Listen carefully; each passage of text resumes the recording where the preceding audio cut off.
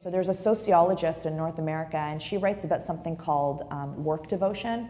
So work devotion is a psychological condition that's the equivalent of a gorilla, pounding on its chest to let other gorillas know of its power within the tribe.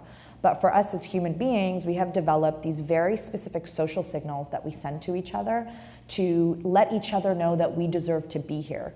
And work devotion is defined as any acts or statements that show that you deserve to be in your position through the demonstration of struggle or sacrifice. So for example, man, I worked so hard last night. I pulled an all-nighter. You answer emails at 3 a.m. in the morning. All of those behaviors are actually part of this ritual that we have now started to engage with each other in order to prove to each other that we deserve promotions, that we deserve access. And you really see this when you look at companies like Netflix, who have policies that offer unlimited paid maternity and paternity leave, for example. So you have the option to take as much paid time off as you want, and they don't take it.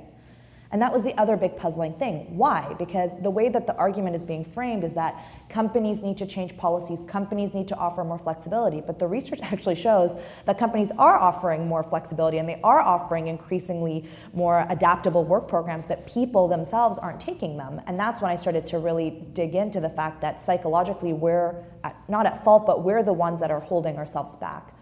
And in Japan, where we've also been looking at the evolution of this, Japan is particularly interesting because they started from a different set of cultural assumptions. The North American assumptions were the fact that, the American dream, if you work hard, you will make it, all about the individual.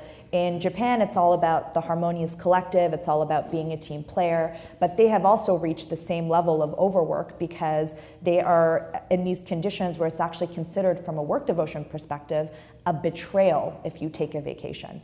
Japan, you have I think it's something like 6 or 7 months of paid, government-mandated paid paternity and maternity leave, and only 4% of men who are eligible take it.